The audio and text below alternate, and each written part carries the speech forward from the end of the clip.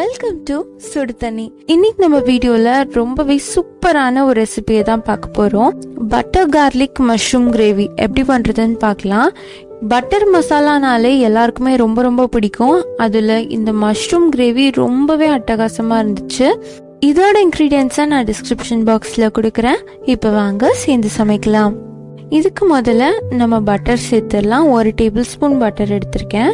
இது பட்டர் மசாலாங்கிறனால அதிகமாக பட்டர் தேவைப்படும். நீங்கள் அதே அளவு சேர்த்திங்கன்னா தான் உங்களுக்கு டேஸ்ட் ரொம்ப நல்லா வரும். பட்டர் நல்லா மெல்ட் ஆகுறதுக்குள்ள இதில் வெட்டி வச்சிருக்க வெங்காயத்தை சேர்த்துருங்க. அப்போ தான் இந்த பட்டர் ஃப்ளேவர் வரும். நான் 3 மீடியம் சைஸ் வெங்காயம் எடுத்திருக்கேன். ரொம்ப பெருசாக இருந்துச்சுன்னா 2 மட்டும் சேர்த்துக்கோங்க. இது நல்லா ப்ரௌன் கலர்ல வர அளவுக்கு வதக்கிட்டு இது தனியாக எடுத்து வச்சிருங்க.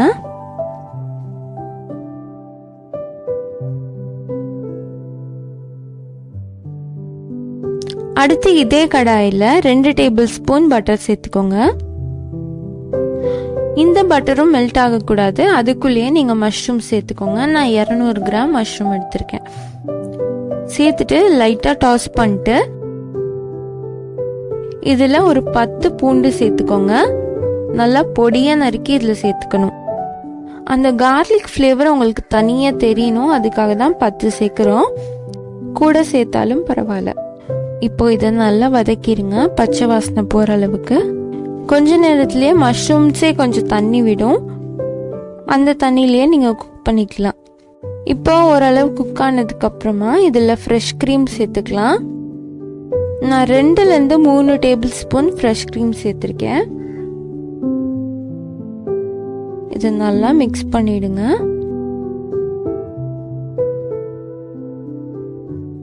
ஒரு 2 நிமிஷம் நல்லா மிக்ஸ் பண்ணதுக்கப்புறமா இதில் மைதா 1 டேபிள் ஸ்பூன் சேர்த்துக்கோங்க.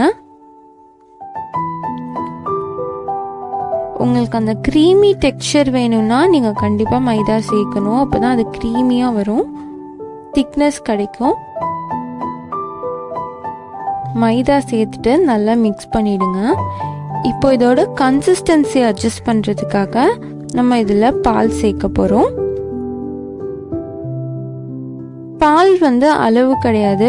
உங்களுக்கு கரெக்டான கன்சிஸ்டன்சி வர அளவுக்கு நீங்கள் பால் சேர்த்துக்கலாம். நான் சுமாராக 2 டேபிள் ஸ்பூன் சேர்த்தேன். எனக்கு கரெக்டாக அட்ஜஸ்ட் ஆயிடுச்சு. பார்த்தீங்கன்னா ரொம்ப திக்காகவும் இருக்காது, அதே டைமில் க்ரீமியாகவும் இருக்கும். அதுதான் கரெக்டான பதம். அந்த அளவுக்கு நீங்கள் மிக்ஸ் பண்ணிக்கோங்க.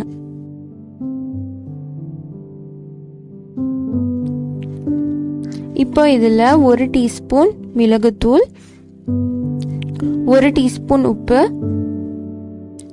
1/2 டீஸ்பூன் மிளகாய்த்தூள் எல்லாத்தையும் சேர்த்துட்டு நல்லா மிக்ஸ் பண்ணிடலாம். நான் பெப்பர் வேற தனியாக சேர்த்துருக்கனால மிளகாய்த்தூள் 1/2 டீஸ்பூன் மட்டும் சேர்க்குறேன். இதில் நம்ம ஆல்ரெடி வதக்கி வச்சிருக்க வெங்காயத்தையும் சேர்த்துக்கலாம்.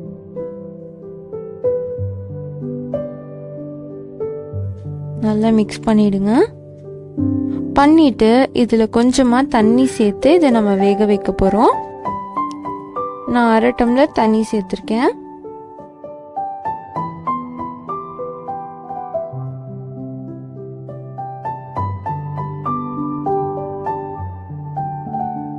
கடைசியாக இதில் கொஞ்சம் கசூரி மேத்தி சேர்த்துக்கோங்க.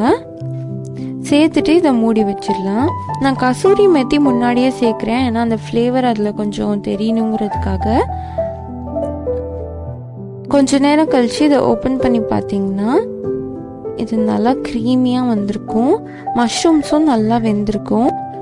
இது ஆல்மோஸ்ட் ரெடி ஆயிடுச்சு. கடைசியாக ஒரிகேனோ சேர்த்துக்கோங்க. இது ஆப்ஷனல் தான். இந்த பீட்சா கூடலாம் வரும்ல, அந்த ஒரிகேனோ அது சேர்த்துக்கோங்க. கொஞ்சமாக கொத்தமல்லி இலை சேர்த்து இதை இறக்கிடலாம்.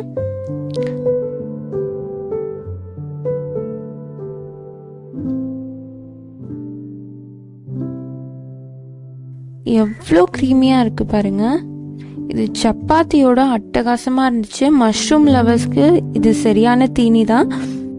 நம்மளோட சூப்பரான butter garlic mushroom gravy ready ஆயிடுச்சு. ரொம்ப யம்மியான ஒயிட் கிரேவி எங்கள் வீட்டில் எல்லாருக்குமே பிடிச்சிருந்துச்சு. உங்கள் வீட்லேயும் பிடிக்கணும்னா நீங்கள் கண்டிப்பாக ட்ரை பண்ணி பார்க்கணும். இந்த வீடியோ உங்களுக்கு பிடிச்சிருந்தா லைக் பண்ணுங்கள், சுடு தண்ணி சேனலை சப்ஸ்கிரைப் பண்ணுங்கள். தேங்க்யூ.